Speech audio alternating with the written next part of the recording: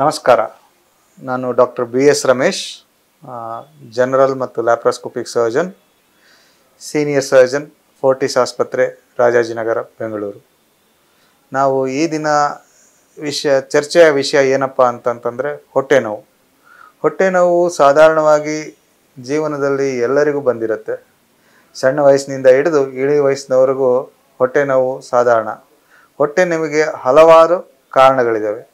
ಕೆಲವೊಂದು ಮನೆಯ ಔಷಧಿಗಳಿಗೆ ಕಡಿಮೆ ಆಗುತ್ತೆ, ಕೆಲವೊಂದು ಔಷಧಿ ಇಲ್ಲದೆ ಕಡಿಮೆ ಆಗುತ್ತೆ, ಕೆಲವೊಂದು ವೈದ್ಯರ ಸಲಹೆ ಪಡೆದು ಔಷಧಿ ತಗೊಂಡ ನಂತರ ಕಡಿಮೆ ಆಗುತ್ತೆ, ಕೆಲವೊಂದಕ್ಕೆ ವೈದ್ಯರ ಸಲಹೆ ಪಡೆದು ಅದಕ್ಕೆ ಶಸ್ತ್ರಚಿಕಿತ್ಸೆಯ ನಂತರ ಗುಣಮುಖವಾಗುತ್ತೆ.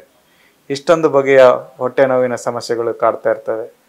ಈ ವಿಷಯನ ನಾವು ಈ ದಿನ ಚರ್ಚೆಗೆ ಯಾಕೆ ತಗೊಂಡಿದ್ದೀವಿ ಅಂತಂತಂದರೆ, ಈ ಹೊಟ್ಟೆ ನೋವು ಅನ್ನುವಂಥ ಸಮಸ್ಯೆ ಎಲ್ಲರಿಗೂ ಇರುತ್ತೆ, ಆದರೆ ಸಾಧಾರಣವಾಗಿ ಎಲ್ಲರೂ ಇದನ್ನು ಕಡೆಗಣಿಸ್ತಾರೆ. ಈ ಸಮಸ್ಯೆನ ಕಡೆಗಣಿಸಿ ಸೀದಾ ನಾವು ಮೆಡಿಕಲ್ ಶಾಪ್ಗೆ ಹೋಗ್ತೀವಿ. ಮೆಡಿಕಲ್ ಶಾಪ್ಗೆ ಹೋಗ್ಬಿಟ್ಟು ನನಗೆ ಹೊಟ್ಟೆ ನೋವು ಆಗ್ತಾಯಿದೆ ಅಂತ ಹೇಳ್ತಾರೆ. ಅವನೇನೋ ಹೊಟ್ಟೆ ನೋವಿಗೆ ಅಂತ ಅಂದ್ಬಿಟ್ಟು ಕೆಲವೊಂದೆರಡು ಮಾತ್ರೆ ಕೊಡ್ತಾರೆ. ಅದು ತಗೊಳತ್ತೀರ, ಕೆಲವ್ರಿಗೆ ಕಡಿಮೆ ಆಗುತ್ತೆ, ಕೆಲವರಿಗೆ ಅದು ಇನ್ನೂ ದುಷ್ಪರಿಣಾಮ ಆಗಿ ಮತ್ತೆ ನಮ್ಮ ಹತ್ರ ಬಂದು ಅದನ್ನು ಉಗುರಲ್ಲಿ ಹೋಗೋದಕ್ಕೆ ಕೊಡ್ಲಿ ತಗೊಂಡ್ರು ಅನ್ನೋ ಥರ ಅದು ಕಾಂಪ್ಲಿಕೇಟ್ ಮಾಡಿಕೊಂಡು ನಮ್ಮ ಹತ್ರ ಬಂದಿರ್ತೀರ.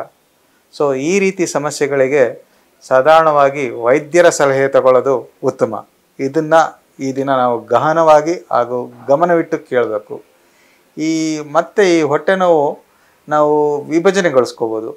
ಸಣ್ಣ ಮಕ್ಕಳಲ್ಲಿ, ಮಧ್ಯ ವಯಸ್ಸಿನವರಿಗೆ ಮತ್ತು ಇಳಿ ವಯಸ್ಸಿನಲ್ಲಿ, ಹಾಗೆ ಅದೇ ರೀತಿ ಪುರುಷರಲ್ಲಿ ಹಾಗೂ ಸ್ತ್ರೀಯರಲ್ಲಿ ಅನೇಕ ಕಾರಣಗಳಿರ್ತವೆ ಹೊಟ್ಟೆ ನೋವಿಗೆ. ಸೊ ಸಾಧಾರಣವಾಗಿ ಮಕ್ಕಳಲ್ಲಿ ಹೊಟ್ಟೆ ನೋವು ಬರಲಿಕ್ಕೆ ಕಾರಣ ಒಂದು ಅವರ ಆಹಾರ ಸೇವನೆಯ ಸಂಬಂಧಪಟ್ಟಂಗೆ, ಇಲ್ಲ ಅಂತಂತಂದರೆ ಕೀಟಾಣುಗಳು, ಹೊಟ್ಟೆಯಲ್ಲಿ ಇರುವಂಥ ವಾಮ್ಸ್ ಅಂತ ನಾವೇನು ಹೇಳ್ತೀವಿ, ವಾಮ್ ಕೋಲಿಕ್ ಅಂತ ಹೇಳ್ತೀವಿ. ಸಾಧಾರಣವಾಗಿ ಈ ಹೊಟ್ಟೆಯಲ್ಲಿ ಇರ್ತಕ್ಕಂಥ ವಾಮ್ಸಿಂದ ಹೊಟ್ಟೆ ನೋವು ಬರುತ್ತೆ.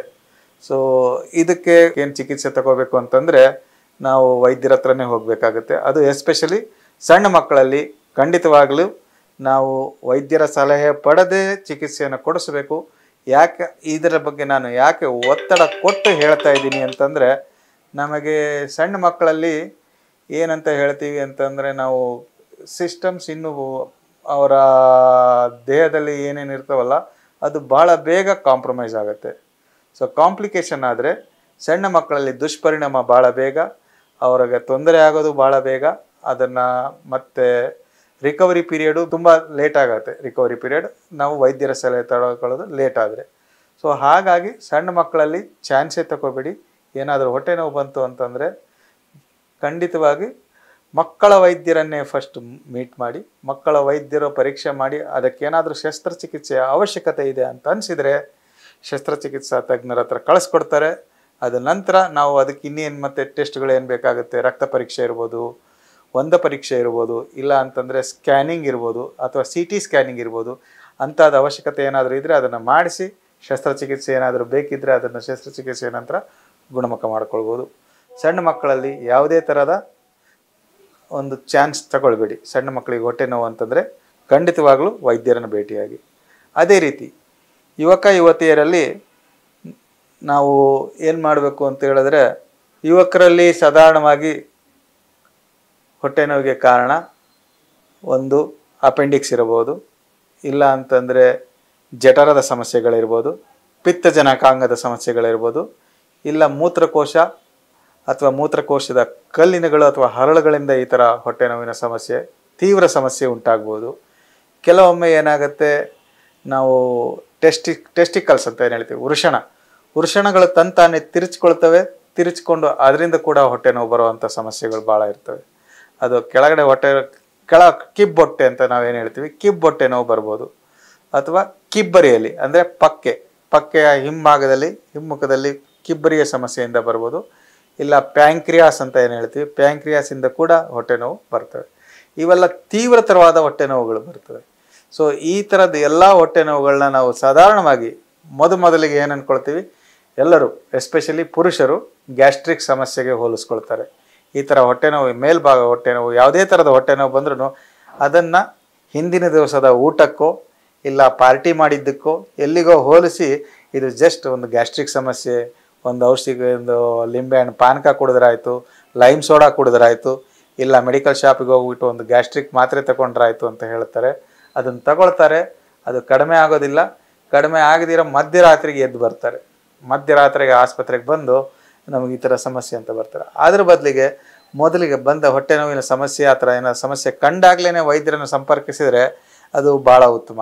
ಯಾಕಂದರೆ ಮಧ್ಯರಾತ್ರಿಯಲ್ಲಿ ನಿಮಗೆ ಸೀನಿಯರ್ ಡಾಕ್ಟರ್ಸ್ ಅಥವಾ ಸೀನಿಯರ್ ವೈದ್ಯರು ಸಿಗುವುದು ಕಡಿಮೆ. ಆಸ್ಪತ್ರೆಯ ಸಿಬ್ಬಂದಿಯಲ್ಲಿ ಯಾರಾದರೂ ಡ್ಯೂಟಿಯಲ್ಲಿ ಇರ್ತಕ್ಕಂಥ ಸಾಮಾನ್ಯ ವೈದ್ಯರು ಇರ್ತಾರೆ. ಅವ್ರನ್ನ ಮೊದಲಿಗೆ ನೋಡಿ, ಅದನ್ನು ಅವರು ನೋಡಿ ನಂತರ ಸೀನಿಯರ್ ವೈದ್ಯರಿಗೆ ಕರೆ ಕೊಟ್ಟು ಅವರು ಬಂದು ಸಿಗ್ತಾರೋ ಇಲ್ವೋ, ಈ ರೀತಿ ಎಲ್ಲ ಸಮಸ್ಯೆಗಳಿರಬೇಕಾದ್ರೆ ನಿಮಗೆ ಹೊಟ್ಟೆ ನೋವು ಕಂಡ ತಕ್ಷಣವೇ ನೀವು ಸೀನಿಯರ್ ಅಥವಾ ಸಂಬಂಧಪಟ್ಟಂಥ ವೈದ್ಯರನ್ನು ಕಂಡ್ರೆ ಸಲಹೆಗಳು ನಿಮಗೆ ನೇರವಾಗಿ ಸಿಗುತ್ತೆ. ಹಾಗೂ ಆ ಸಮಸ್ಯೆಗೆ ತಕ್ಕಂಥ ಚಿಕಿತ್ಸೆ ಸಿಗುತ್ತೆ. ಹಾಗೂ ಆ ಚಿಕಿತ್ಸೆ ಫಲಕಾರಿಯಾಗೋದ್ರಲ್ಲಿ ಯಾವುದೇ ಥರದ ಡೌಟೇ ಇರೋದಿಲ್ಲ. ಅದೇ ರೀತಿ ಯುವತಿಯರಲ್ಲಿ ಈ ಥರ ಹೊಟ್ಟೆ ನೋವು ಸಮಸ್ಯೆ ಬರಬೇಕಾದ್ರೆ ಗ್ಯಾಸ್ಟ್ರಿಕ್ ಸಮಸ್ಯೆ ಇರ್ಬೋದು. ಈ ಎಲ್ಲ ಸಮಸ್ಯೆಗಳು ಕಾಮನ್ ಇರ್ತವೆ. ಕೆಲವೊಂದು ಮೂತ್ರಕೋಶದ ಹರಳುಗಳು ಅಥವಾ ಮೂತ್ರಪಿಂಡದ ಹರಳುಗಳು, ಅಪೆಂಡಿಕ್ಸ್ ಹಾಗೂ ಗ್ಯಾಸ್ಟ್ರಿಕ್ ಸಮಸ್ಯೆಗಳು ಅಥವಾ ಪಿತ್ತಜನಕಾಂಗ ಅಥವಾ ಗಾಲ್ ಸ್ಟೋನ್ಸ್ ಅಂತ ನಾವೇನು ಹೇಳ್ತೀವಿ, ಪಿತ್ತಕೋಶದ ಕಲ್ಲುಗಳು, ಇದೆಲ್ಲ ಯುವತಿ ಅಥವಾ ಸೆಕ್ಸ್ ಇಲ್ಲದೆ ಗಂಡು ಹೆಣ್ಣು ಇಬ್ಬರಿಗೂ ಬರ್ಬೋದು. ಅದೇ ರೀತಿ ಯುವತಿಯರಲ್ಲಿ ಇನ್ನೊಂದೇನು ನಾವು ನೋಡಬೇಕು ಅಂತಂದರೆ ಈ ಅಂಡಾಶಯಗಳು ತಿರ್ಸ್ಕೊಳ್ತವೆ. ಏನು ನಾವು ಟಾರ್ಷನ್ ಆಫ್ ಓವರೀಸ್ ಅಂತ ಹೇಳ್ತೀವಿ. ಆ ಥರ ಅಂಡಾಶಯ ತಿರ್ಸ್ಕೊಂಡಾಗ ತೀವ್ರತರವಾದ ಹೊಟ್ಟೆ ನೋವು ಬರುತ್ತೆ. ಹೊಟ್ಟೆ ನೋವಿನ ಜೊತೆಗೆ ವಾಂತಿ ಇರಬಹುದು. ಆ ರೀತಿ ಎಲ್ಲ ಸಮಸ್ಯೆಗಳು ಕಾಣಿಸ್ಕೊಳ್ಬೋದು. ಇಲ್ಲ ಅಂತಂದರೆ ಎಕ್ಟೋಪಿಕ್ ಪ್ರೆಗ್ನೆನ್ಸಿ ಅಂತ ಹೇಳ್ತೀವಿ. ಸಾಮಾನ್ಯವಾಗಿ ಪ್ರೆಗ್ನೆನ್ಸಿ ಈಗ ಗರ್ಭಕೋಶದಲ್ಲಿ ಆಗುವಂಥದ್ದನ್ನು ಗರ್ಭಕೋಶದ ಬಿಟ್ಟು ಅಕ್ಕಪಕ್ಕ ಎಲ್ಲಾದ್ರೂ ಈ ಗರ್ಭನಾಳಗಳು ಬರ್ತವೆ, ಗರ್ಭನಾಳದಲ್ಲಾಗುವಂಥ ಪ್ರೆಗ್ನೆನ್ಸಿ, ಇಂಥವೆಲ್ಲವೂ ಕೂಡ ಸಡನ್ನಾಗಿ ತೀವ್ರತರವಾದ ಹೊಟ್ಟೆ ನೋವಿನ ಸಮಸ್ಯೆಯೊಂದಿಗೆ ನಮಗೆ ಕಾಣಸಿಗ್ಬೋದು. ಆ ಥರ ಇದ್ದಾಗ ನಿಮಗೆ ಋತು ಚಕ್ರಗಳಲ್ಲಿ ಏನಾದರೂ ತೊಂದರೆ ಇದ್ದು ಆ ಥರ ಸಡನ್ ಅಂತ ಹೊಟ್ಟೆ ನೋವು ಬಂದರೆ ಖಂಡಿತವಾಗ್ಲೂ ವೈದ್ಯರನ್ನು ಕಾಣಿ. ಅದು ಟ್ಯೂಬಲ್ ಪ್ರೆಗ್ನೆನ್ಸಿ ಇರ್ಬೋದು ಅಥವಾ ಏನು ಹೇಳ್ತೀವಿ ಎಕ್ಟೋಪಿಕ್ ಪ್ರೆಗ್ನೆನ್ಸಿ ಅಂತ ಏನು ಹೇಳ್ತೀವಿ. ಗರ್ಭಕೋಶ ಬಿಟ್ಟು ಹೊರಭಾಗದಲ್ಲಿ ಎಲ್ಲಾದರೂ ಪ್ರೆಗ್ನೆನ್ಸಿ ಆಗಿದ್ದರೆ ಅದು ಒಡ್ಕೊಳ್ಳೋ ಸಾಧ್ಯತೆ ಇರುತ್ತೆ. ಒಡ್ಕೊಂಡ್ರೆ ಅದು ನಮ್ಮ ಪ್ರಾಣಕ್ಕೂ ಕೂಡ ಆತಂಕಕಾರಿಯಾಗಿರುತ್ತೆ. ಅಂಥದ್ದನ್ನು ತುರ್ತಾಗಿ ಶಸ್ತ್ರಚಿಕಿತ್ಸೆ ಮಾಡಬೇಕಾಗುತ್ತೆ. ಸೊ ಅದನ್ನು ನೀವು ಕಡೆಗಾಣಿಸದೆ ವೈದ್ಯರಲ್ಲಿ ಬಂದರೆ ಆದ ಸಮಸ್ಯೆಗಳು ಇರಬಹುದು ಅಂತ ಅನ್ನಿಸಿದರೆ ನಾವು ಸ್ಕ್ಯಾನ್ ಮಾಡಿಸ್ಬೋದು, ಬ್ಲಡ್ ಟೆಸ್ಟ್ ಮಾಡಿಸ್ಬೋದು, ಇಲ್ಲ ಒಂದು ಪರೀಕ್ಷೆ ಮಾಡಿಸಿ ತುರ್ತಾಗಿ ಅದನ್ನು ಶಸ್ತ್ರಚಿಕಿತ್ಸೆ ಮಾಡಿದರೆ ಖಂಡಿತವಾಗೂ ಪ್ರಾಣಾಪಾಯದಿಂದ ಹೊರ ಉಳಿಬೋದು. ಅದೇ ರೀತಿ ಇಳಿ ವಯಸ್ಸಿನಲ್ಲಿ ನಾವು ಯಾವುದೇ ಥರದ ಹೊಟ್ಟೆ ನೋವು ಅಥವಾ ನಮ್ಮ ಮಲ ವಿಸರ್ಜನೆಯ ಕ್ರಮ ಪದ್ಧತಿಯಲ್ಲಿ ಏನಾದರೂ ಬದಲಾವಣೆಗಳು ಕಂಡುಬಂದರೆ ಸಾಧಾರಣವಾಗಿ ನಾವು ಕ್ಯಾನ್ಸರ್ ಕಾಯಿಲೆ ಬಗ್ಗೆ ಯೋಚನೆ ಮಾಡಬೇಕಾಗತ್ತೆ. ಈ ಕ್ಯಾನ್ಸರ್ ಕಾಯಿಲೆಗಳು ಸಾಧಾರಣವಾಗಿ ಉಲ್ಬಣಗೊಂಡ ನಂತರನೇ ನಮಗೆ ಅದರ ರೋಗ ಲಕ್ಷಣಗಳು ಕಂಡು ಬರ್ಬೋದು. ಎಸ್ಪೆಷಲಿ ನಮ್ಮ ಕರಳಿನ ಕ್ಯಾನ್ಸರ್ ಕಾಯಿಲೆಗಳು ಸಾಧಾರಣವಾಗಿ ಇಳಿ ವಯಸ್ಸಿನಲ್ಲಿ ಕಂಡು ಬರ್ತವೆ. ಸೊ ಮಲ ವಿಸರ್ಜನೆ, ಹೊಟ್ಟೆ ನೋವಿನ ಜೊತೆಗೆ ಮಲದಲ್ಲಿ ರಕ್ತಸ್ರಾವ ಇಂಥದ್ದೇನಾದರೂ ಕಂಡು ಬಂದರೆ ವೈದ್ಯರನ್ನು ಕಂಡು ಕೊಲೊನೋಸ್ಕೋಪಿ ಅಂತ ಏನು ಹೇಳ್ತೀವಿ ನಾವು, ಗುದದ್ವಾರದ ಮೂಲಕ ಒಂದು ಗುದದರ್ಶಕ ಹಾಕಿ ಅದರಲ್ಲಿ ನಾವು ಏನಾದರೂ ಸಮಸ್ಯೆ ಇದೆ ಅಂತ ಕಾಣಬೇಕಾಗುತ್ತೆ. ಅದನ್ನು ಕಂಡ ನಂತರ ಅದರಲ್ಲಿ ಏನಾದರೂ ಸಮಸ್ಯೆ ಇದ್ದರೆ ಅದಕ್ಕೆ ಶಸ್ತ್ರಚಿಕಿತ್ಸೆನೋ ಇಲ್ಲ ಕ್ಯಾನ್ಸರ್ ಔಷಧಿಗಳು, ಕೀಮೊಥೆರಪಿ ಅಂತ ಏನು ಹೇಳ್ತೀವಿ, ಇಲ್ಲ ಅಂತಂದರೆ ರೇಡಿಯೇಷನ್ ಥೆರಪಿನೋ ಏನಾದರೂ ಕೊಡಬೇಕಾಗ್ಬೋದು. ಸೊ ಯಾವುದೇ ಥರದ ಹೊಟ್ಟೆ ನೋವಿನ ಸಮಸ್ಯೆ ಬಂದರೆ ಅದನ್ನು ಕಡೆಗಾಣಿಸಬೇಡಿ ಅಂತ ನಾನು ಹೇಳ್ತೀನಿ. ಕೆಲವೊಂದಕ್ಕೆ ಶಸ್ತ್ರಚಿಕಿತ್ಸೆ ಅನಿವಾರ್ಯ, ಅವಶ್ಯಕ ಹಾಗೂ ತುರ್ತಾಗಿ ಬೇಕಾಗುತ್ತೆ.